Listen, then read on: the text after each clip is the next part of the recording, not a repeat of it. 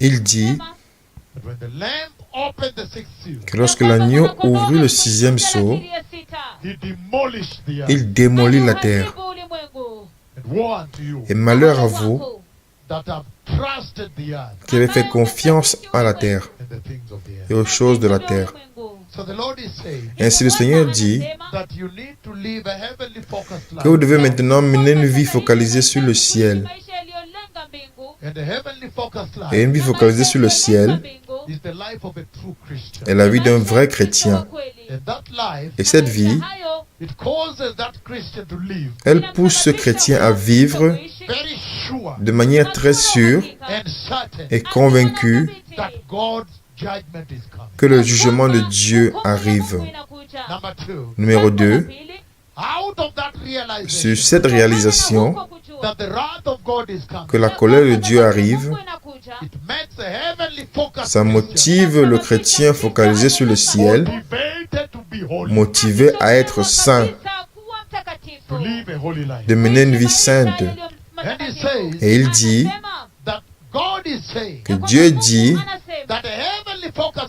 qu'un chrétien focalisé sur le ciel est bien au courant que le jugement arrive, que le monde tire à sa fin.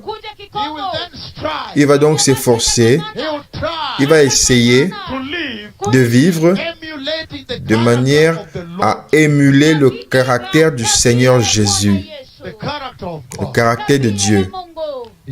Il dit que ceux d'entre vous qui sont nés de nouveau et éclairés concernant la venue du jugement de Dieu dans la grande tribulation, alors vous devenez plus ouverts. Les souffrances temporaires sur cette terre sont acceptables pour vous. Comme nous avons lu dans 2 Corinthiens chapitre 4, 17 à 18, que cette souffrance temporaire, ce n'est rien comparé à la gloire qui arrivera dans votre vie lorsque vous rentrerez dans le royaume de Dieu. Ainsi, ils acceptent les souffrances, le rejet ici et là, disant que ceux qui sont nés de nouveau et éclairés maintenant et conscients que la terre sera détruite, ils mènent leur vie en tant que disciples de Jésus. Et il dit, ils sont altruistes.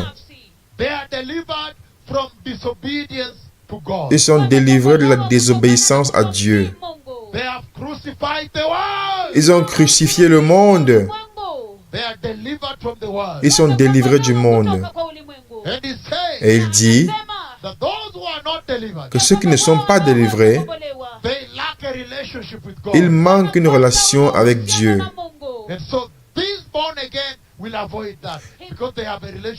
Et donc, ces nés de nouveau échapperont à cela, car ils ont une relation avec Dieu. Mais ceux qui périssent, qui seront détruits ensemble avec le monde, ils manquent de relation avec Dieu. Il dit, ils sont plus attachés aux choses du monde. Ils ont des valeurs mondaines. Ils compromettent leur morale. Ils manquent de vie spirituelle.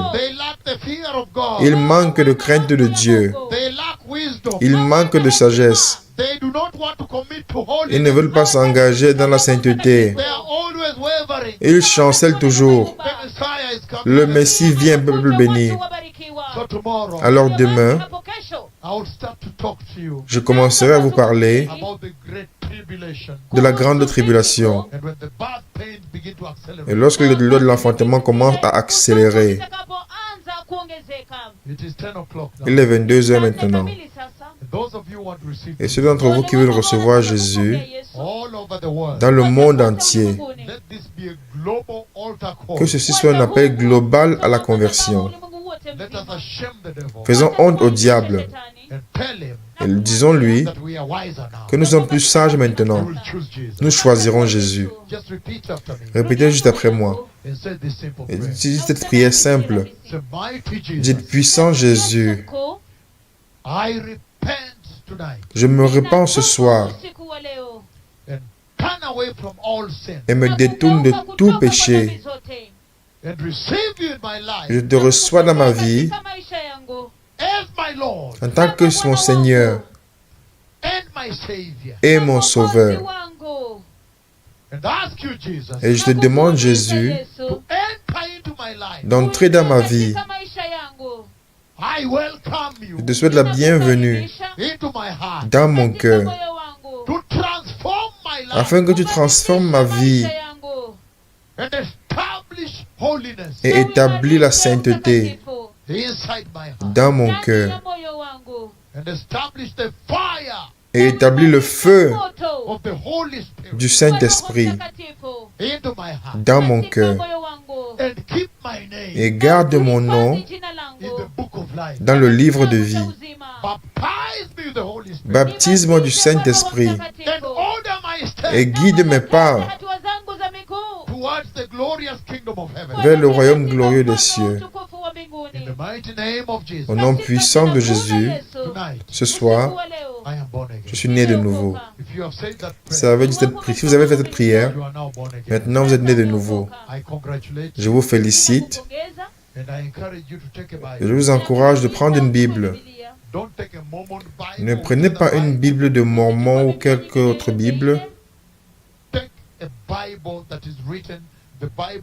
Prenez la Bible qui est écrite, la Bible comme ici par exemple la version NIV, King James, n'importe quelle Bible Amplified, et commencez à lire à partir du livre de Jean chapitre 1.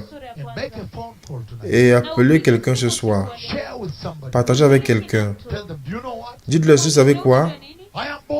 Je suis né de nouveau ce soir. Si je dois mourir un jour, j'irai dans le royaume de Dieu au ciel et vivre la vie éternelle. Et rassurez-vous que vous trouvez du temps lorsque la quarantaine est terminée et le confinement est terminé, et puis que vous soyez baptisé par immersion complète dans l'eau.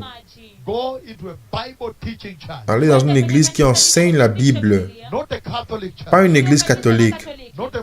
Pas une église mormone. Pas les témoins de Jéhovah. Pas les SDA. Allez dans une église pentecôtiste qui enseigne la Bible. Peu importe quand la quarantaine sera terminée. Je vous ai béni au nom de Jésus. Père, au nom puissant de Jésus, préserve-les tous pour le glorieux royaume de Dieu. Que cette récolte massive